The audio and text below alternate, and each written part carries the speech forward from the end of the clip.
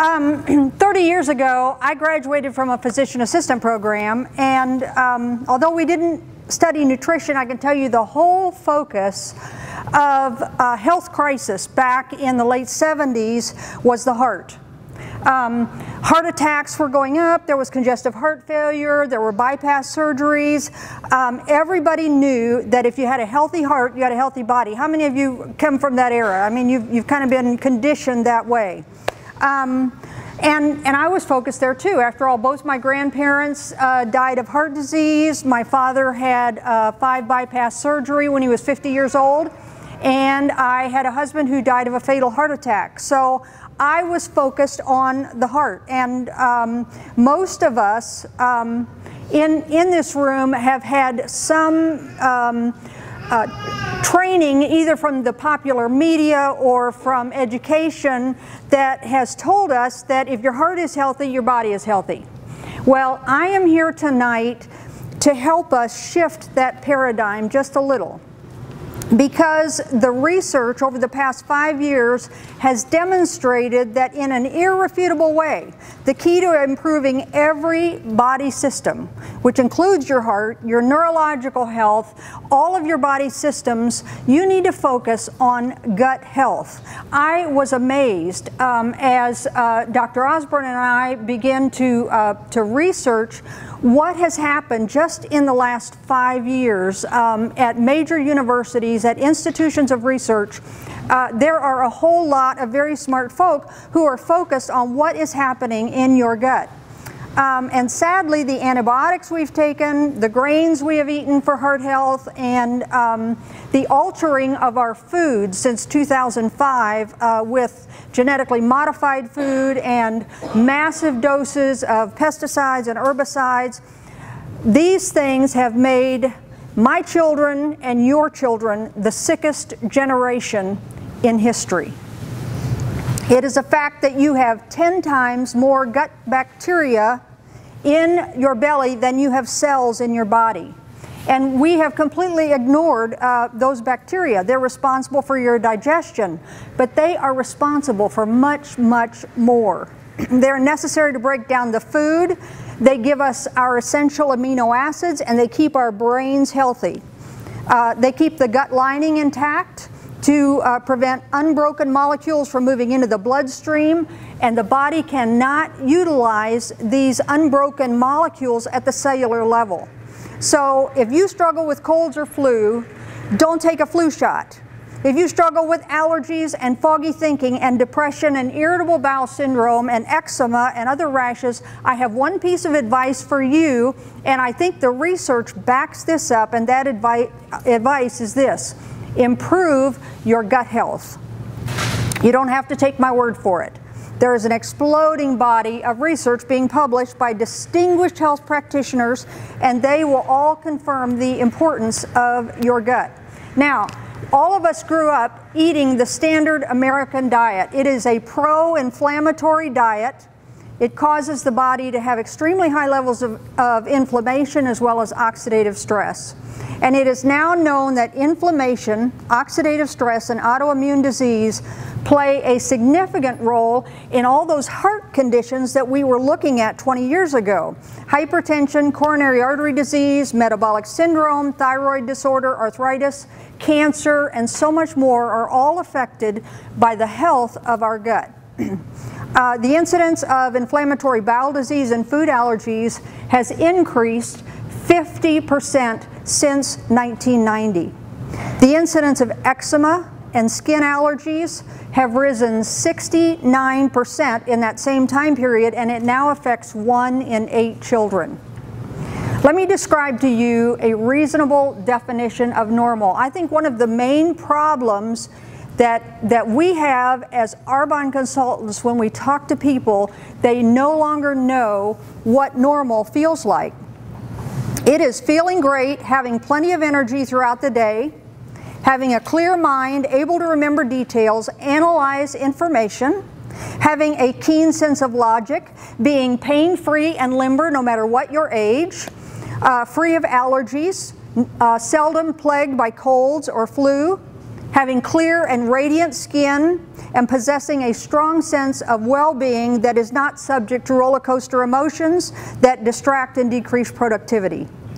So what is the secret of being this definition of normal? It is gut health. One of the greatest assaults on your gut in the 21st century is a simple food called wheat.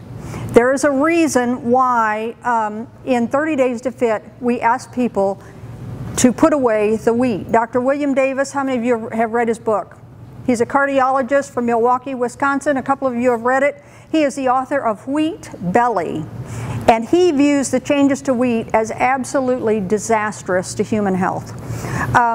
Today's dwarf wheat, which has been hybridized tens of thousands of times, now comprises 99% of all of the wheat that is grown worldwide. He says that the modern strains of wheat produce a very high percentage of gluten, and that gluten is associated with celiac disease.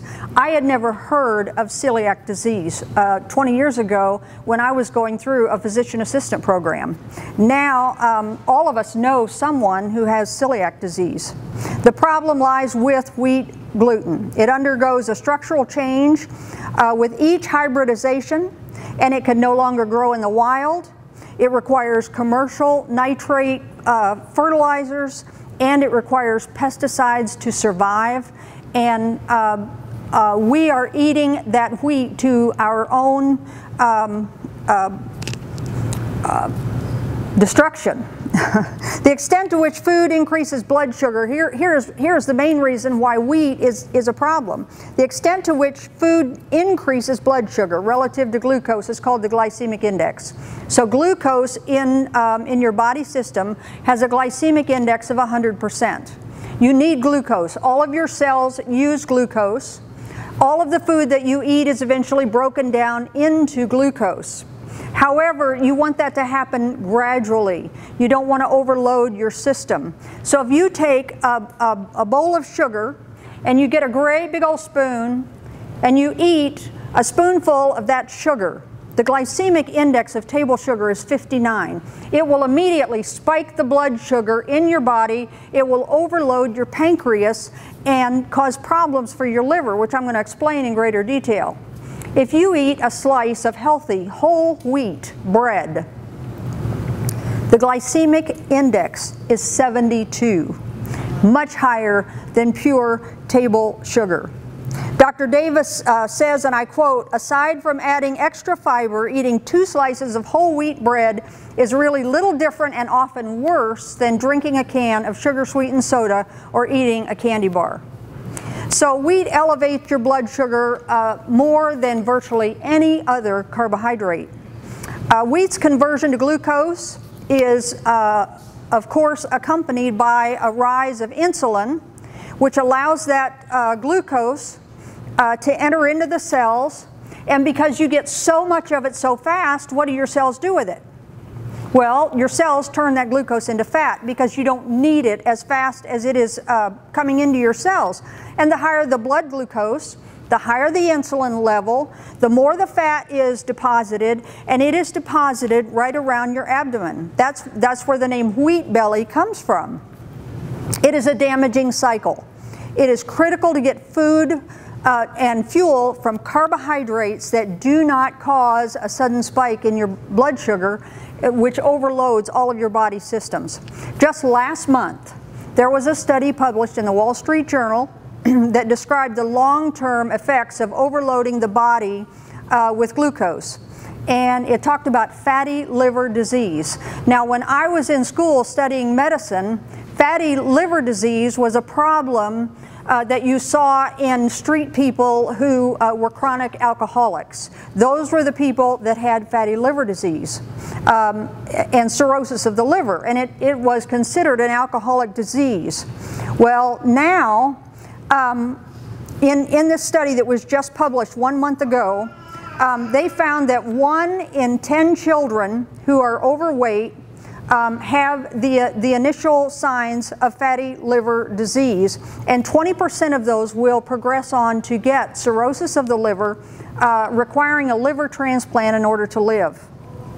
The percentage of children who had fatty liver disease in the period 1988 to 1994 increased 4%.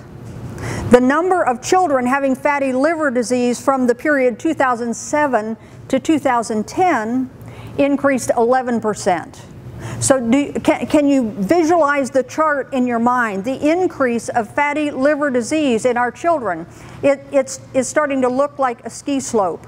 This is a huge problem in our young children who are overloading their bodies with glucose, and their livers and their pancreas cannot possibly process and metabolize the assault of the standard American diet. So what happens when the average American takes in 200 times as much sugar as the body can process? First of all, sugar in the United States is processed from sugar beets. And 100% of sugar beets in the United States are genetically modified. When I talk about a genetically modified food, I am talking about genes being removed from the DNA and new genes being put in its place so that you can pour Roundup on the field. Everything will die except the food that we are eating.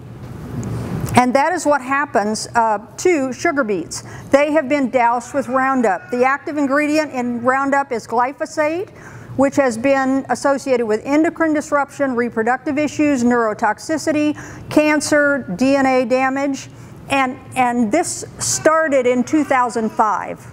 It has not been reported in the media, and you may think, well, where in the world is she getting this information? I've never heard of this. Well, that's why Deanna and I began looking at this very recent research. This is stuff that is happening to our food supply just in this generation. I mean, my children are the first generation who are experiencing these incredible negative effects. Sugar's also related, let me give you this statistic. 180 million pounds of glyphosate were poured on our food in 2011. And in addition, 5 million pounds of glyphosate or Roundup were poured on home gardens. You cannot buy a piece of fruit or vegetables in the grocery store and wash off the Roundup, okay? It's in the soil, it is being absorbed into the food as it grows. So we are eating, if you're not eating organic food obviously is not doused with herbicides and pesticides. If you're not eating organic, then you are eating food that has absorbed that glyphosate. Sugar, all of which in the United States is made from sugar beets that have been genetically modified, are also related to Alzheimer's.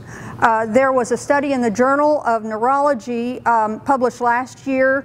They looked at 1,000 patients who had dementia, and they found that if their blood sugar remained high 2 hours after a meal, their risk of dementia increased significantly, and if they had been diagnosed with diabetes, the risk doubled. Alzheimer's has increased 150-fold from 1968 to 2005. And all of the studies point to chemical fertilizers, processed food, and Parkinson's as well is linked to pesticide exposure. So, if you want to eliminate genetically modified food from your diet, food that has been doused with Roundup, it's very simple and very complicated. You only need to eliminate 4 foods from your diet. And those 4 foods are corn, soy, sugar beets or sugar, and canola. Just those 4. And when I realized that those are the 4 foods that the seeds have been patented, the seeds have been altered, those are the ones that have the DNA in them so that you can pour Roundup on them and it will not die. Only 4 foods. I thought, well, I'm just not going to eat those 4 foods again. Boy, it is harder than it looks. I mean, pick up any label in the grocery store and it says high fructose corn syrup. Corn. It says lecithin. That's soy. 70% of the food in the grocery store contains one of those 4 foods. So unless you are eating organic, it is going to be an uphill, mountainous struggle to get genetically modified foods out of your diet, to get glyphosate out of your diet. And ladies, if you are of reproductive age and you are considering having a baby, I beg of you to eat organic for a full year before you decide to have a child. I don't think that the cause of autism is simple. I don't think there is one cause. But if you are assaulting your body with pesticides and Roundup, and as this baby is developing, it is the most dangerous time in that baby's life. And it is very important that you clean your body of pesticides and herbicides, get ready to grow a baby in your womb, and then feed your body and that baby's body with the cleanest, purest food that you can possibly feed that baby. If a baby has a compromised immune system and then he is given 40 vaccines his first 3 months of life, his poor, compromised immune system is not going to cope with those vaccines. And I know vaccines has been a focus of autism research, but I think it's bigger than that. Yes, the vaccines are a problem, but the exposure to pesticides and chemicals are a problem as well. So eliminate those 4 foods, watch your labels, never eat high fructose corn syrup, eat nothing in a box. If it says simply sugar on the label, then you are getting glyphosate-saturated sugar beets. I want to talk for just a moment about antibiotics, because this is a subject that is dear to my heart. Doctors prescribe antibiotics routinely, and they're considered to be a huge blessing. However, there is a study that was recently published in the journal Gut, which says you will have permanent damage to your gut flora if you take antibiotics. The bacteria will have a lower capacity to produce proteins. They will have deficiencies in their function. You will have problems absorbing iron, digesting certain foods, and producing essential amino acids. And you can say, oh, well, I've never taken an antibiotic, so I'm good, right? Wrong. One of the most dangerous antibiotics that is being prescribed today for simple problems is a fluoroquinolone called Cipro. The other common name is Levaquin. 80% of the antibiotics that are manufactured in the United States are not fed to people. They are fed to the food animals that we eat. I want to read to you from Section 512 of the Federal Food and Drug Administration. And it has to do with the limitations on what can be fed to the food animals, and they feed them enrofloxacin, which is a fluoroquinolone, like Cipro. Okay, here is what Section 512 of the Federal Food, Drug, and Cosmetic Act says. It says, conditions of use. It is used in drinking water as follows for chickens and turkeys: 25 to 50 parts per million of enrofloxacin in their drinking water. For chickens, it controls mortality or death associated with E. coli. For turkeys, it controls death associated with E. coli and fowl cholera. Here are the limitations. Do not use in laying hens producing eggs for human consumption. Administer medicated water continuously as the sole source of drinking water for 3 to 7 days. Treated animals must not be slaughtered for food within 2 days of the last treatment. Do you think that those animals are getting all of that fluoroquinolone out of their system in 2 days? Individuals with a history of hypersensitivity to quinolone should avoid exposure to this product. I have a daughter who is 29 years old, who has a baby who is a 2-year-old and a 1-year-old. And for the past 6 months, she has been in and out of a wheelchair. She has braces on her arms. She has lost 20 pounds. She is 5'10", weighs about 108 pounds, and it is very painful for her to walk. The problem is fluoroquinolone toxicity. It takes somewhere between 7 years and a lifetime to get these, this Cipro toxicity out of your system, and people do not know how dangerous this drug is. If you are ever prescribed Cipro, ask your doctor why he is giving you an anthrax antibiotic when all you have is a urinary tract infection. Cipro is a dangerous, dangerous drug. And the reason it's dangerous is because it crosses the blood-brain barrier. It causes joint pain in the hips, the elbows, the wrists, the ankles. It is severe.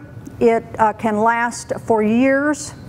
It will deteriorate the cartilage all over the body. It causes arthritic symptoms. And right in the insert it says, do not prescribe this medication for anyone who has any autoimmune symptoms such as celiac or Crohn's or lupus. And my daughter has celiac disease. It is one of the 3 antibiotics that are in the top 10 most reported drugs for adverse reactions. Of the top 10 drugs reported for adverse reactions, the statins are number 1, by the way. Antidepressants are number 2. Number 3 is Cipro. So Cipro, Levaquin, and Bactrim are in the top 10 antibiotics that are reported for adverse reactions. Antibiotics kill the good and the bad bacteria. Let me read you a quote from Professor Martin Blazer from New York University. He says, early evidence from my lab and others hint that sometimes our friendly bacteria never recover. These long-term changes to beneficial bacteria within people's bodies may even increase our susceptibility to infection and disease. Overuse of antibiotics could be fueling the dramatic increase in obesity, type 1 diabetes, that's the diabetes in your kids, inflammatory bowel disease, allergies, and asthma, which have more than doubled in many populations. We have a lot of this information in our Nutritional Healing Handbook, which will be coming out in a month. There is a chapter on gut health and a chapter on neurological issues and how we can use nutrition to treat these problems. I just want to say in closing that Arbonne is way above the learning curve. We have a clean and pure and safe vegan protein that will help people transition from this diet of false food into clean food. It will help them to clean up their bodies. We have omega-3s, which will feed your brain. We have Digestion Plus, which will improve the condition of a compromised gut. And we have answers for some very complicated problems that are absolutely bombarding this generation. So I would encourage you all, as you have your health and wellness meetings and people are coming in who have no idea what they are eating, be bold in telling them, you know, you have an answer, because nutrition changed our lives. Let me tell you my Arbonne story very quickly. I'll just take 1 minute. 2 years ago, at the age of 57, I was struggling as a writer, a business owner, and a mother of 5 children. I visited a doctor who advised me to get my affairs in order. He told me to review my will and see a specialist because I had an abdominal tumor and spots on my liver that were very ominous. Arthritis had completely slowed down my activity. I could not walk downstairs without major effort. I could not reach my feet to tie my shoes. I didn't understand what it meant to be healthy because I had been sick for so long. And the doctor told me it's just menopause. You know, I'm 57. Of course I'm going to gain 10 pounds every year. That's what happens when your metabolism slows down. And I weighed about 170, and there's no man in my life, and I didn't mind being a little frumpy, and I thought that's the way it was supposed to be, you know? So we were not very healthy eaters. I thought we were, but our family bonding centered around sugar and fat. I'm a widow. Our family has been through a lot of sudden change, financial hardship. We need to be close to each other. We need to take care of each other. And one way we did that was to get together and have family feasts and entertain. And we enjoyed the comfort food of chocolate. And my daughter, who was 17 at the time, had fought an entire lifetime of obesity.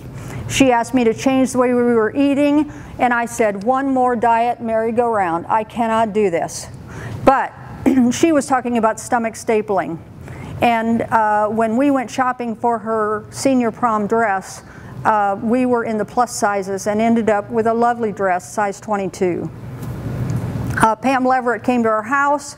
She helped us clean out our pantry. We got rid of the wheat, the bad oils, the dairy, the sugar, the refined sugar, and I made a commitment for 30 days. 7 days later, I walked down the stairs without holding onto the handrail, much to my shock and surprise, and I knew something very dramatic was happening in my body. You know what, the 30 days to fit is wonderful just for the time it saves. You know, you make a shake, 2 minutes, you're out the door. It's amazing. We are still on 30 days to fit 18 months later because we are very busy people. It saves us time, it saves us money, and Anna Joy is now a healthy and energetic size 10. She has helped me to live longer, to overcome my health problems. 4 months later, I had an MRI, not an MRI, I had a CAT scan. Everything was gone. The tumor was gone, the spots on my liver were gone, the arthritis is gone. I am more energetic. My head is clearer. You wouldn't know it tonight, but this is late for me, you know. So anyway, I'm a 4:30 a.m. person. You know, call me for breakfast. I am a lifelong subscriber to the 30 Years to Fit program, thanks to Anna Joy, and we are a very healthy family. So I would encourage you, join us, and I would be glad to talk to you about the hormone and nutrition handbook that is coming out, and I'm looking forward to Deanna explaining another section of that handbook to you. Thank you.